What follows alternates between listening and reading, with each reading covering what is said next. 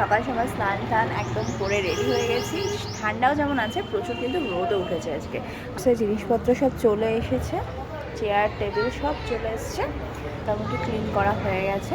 আর আমি এখন যাব নিচে, চা করব সবার জন্য। শ্বশুর শাশুড়ি এসে গিয়েছে। মেহেন্দির কালারটা কিন্তু খুব সুন্দর এসছে। না এলে বলেছিলাম তোমাকে, আমার বড় বলেছিল সুন্দরভাবে পেলাবো। সকালে এগুলো করলাম, বিকেলে অন্য কিছু করবো। তো চলো এখন নিচে যাই, নিচে গিয়ে চা করে পুজো দেবো। ওই পুজো দেবে আজকে। চলো নিচে যাই। এখানে হাফ ডেকোরেশন হয়ে রয়েছে, এটা ফুল হবে। চা হয়ে গেছে নিচে, এবার যাই চলো নিচে গিয়ে চাটা খেয়ে আসি। খেয়ে তারপরে মেয়েকে স্নান টান করাবো। এই দেখো, এটা কাস্টমাইজ করিয়েছি, আর সাথে এই কুলোটাও। কেমন হয়েছে তোমরা জানিও। দেখা হয়ে গেছে, মিনতিদি কাজেও চলে এসেছে, কাজ করে চলে যাক। তারপরে রেডি সেডি হব। কিন্তু বেশ একটা বিয়ে বিয়ে ফিল হচ্ছে। আর শাশুড়ি মা গেছে স্নানে, আসুক। বেলার দিকে একটু কয়েকটা ফটো তোলার ইচ্ছা আছে, দেখা যাক। সব কিছু হোক আগে, অনেক কিছু এখনও আনা বাকি আছে, যেমন কেক আনতে হবে, প্লাস ফুলের ডেকোরেশনের জন্য কিছু ফুল আনতে হবে, সেগুলো সব আনা হোক তারপরে। কেন ও ফ্রি না হলে তো হবে না, ও ফ্রি হোক তারপরে ফটো তোলা হবে। এখানে সব ড্রেসগুলো বার করে রেখে দিয়েছি এক জায়গায়। এখানে চাদরটা বার করলাম। হ্যাঁ, পাতবো। নোকের জন্য তো আমি গুঁজতে পারবো না, সেজন্য মা আসুক তারপরে পাতবো। এখন যাবে অরিজিনাল ফুল আনতে। এই হারটাও মা দিয়েছে, আমার মা। হ্যাঁ আচ্ছা, আসো আসো। তো চলো। পুষ্টি হয় না জীবনে। আমি এখন অবধি শাড়ি পরতে পারিনি, আমার মেয়ের দুবার ড্রেস চেঞ্জ হয়ে গেল। আমি শাশুড়ি মা পরে গেলেন।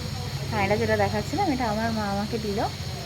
এটা কিন্তু মানে আনএক্সপেক্টেড, এটা আমি নিজে দাঁড়াও ফ্রন্ট ক্যামেরায় দেখাই একটু ভালো করে। এই যে জিনিসটা হচ্ছে ঠিক এরকম, এটা আমাকে না জানিয়েই মা কিনেছে। লকেটের ডিজাইনটা খুব পছন্দ হয়েছে আমার, তো সেই জন্য সঙ্গে সঙ্গে পরেও নিলাম। আর এখন আর এমনি কিছু পরছি না। আর ফটোটা কার সাথে তুলবো? বিয়ের বরই তো খালি ঘুরে বেড়াচ্ছে। বিয়ের বর এখন গেছে একটু দোকানে, আবার যাবে ফুল আনতে, তারপরে দুপুরবেলা খেয়ে দিয়ে যাবে কেক আনতে। সো ওই জন্য এখন ফটো জানি না কখন তোলা হবে। ফুল টুল নিয়ে আসুক তারপরেই তুলবো। এখন যাই, একটুখানি শোবো। কালকে রাত্রে না ভালো ঘুম হয়নি, ভালো লাগছে না। একটুখানি শুয়ে রেস্ট নিয়ে নিই। দুপুরবেলা জানি না আদৌ ঘুম হবে কিনা, কারণ বেলুন ফেলুন ডেকোরেশন হবে, তখন আশা করি আর হবে না ঘুম। তাই জন্য এখন গিয়ে আমি একটু রেস্ট নিয়ে নিই। এখানে দেখো সমস্ত ফুল এসে গেছে।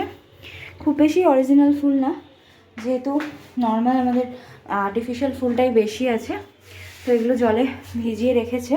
এগুলো দিয়ে কাজ করব। ওই ফ্লাওয়ার ভাসে রাখা হবে। আর রজনীগন্ধার আমাদের মালাও কিন্তু এসে গেছে। মালাটা ঠাকুর ঘরে রেখে এসছে, মালাটাও এসে গেছে। পেছনে সেই জড়ি দেওয়া যেগুলো হয়, সেই মালা চলে এসছে। আর হ্যাঁ হবে, ওই আংটি বদলের আংটি দুটো রাখা হবে, যেহেতু সেম আংটি দুজনেরই। তখন তো এঙ্গেজমেন্ট হয়নি, সেই জন্য এখন করে নেবো। বেলুন টেলুন ফোলানো কমপ্লিট হয়ে গেছে। আমি বাসনগুলো একটু রেখে দিয়ে এখন ঢুকিয়ে নিচে, গোছানোর কোনো ব্যাপার নেই, জাস্ট নিচে রেখে দেবো। ব্যাস হয়ে গেল রান্নাঘর ক্লিন। আর বিকেলে আজকে চা ফায়ের কোনো ঝামেলা নেই, কেননা কফি স্টল বসবে, হয়ে যাবে। সো চলো, হয়ে যাবে। সব ফোলানো হয়ে গেছে, এগুলো শুধু এসে ডেকোরেশন হবে।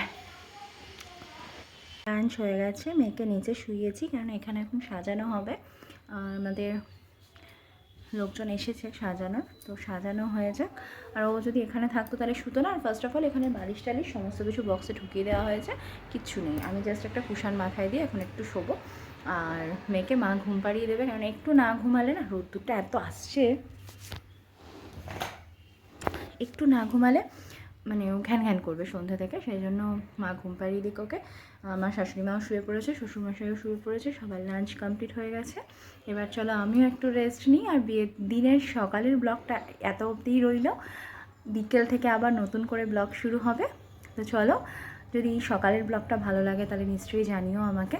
আর খুব তাড়াতাড়ি বিকেলের ব্লগটাও তোমরা পাবে। তাহলে এখনকার জন্য টাটা।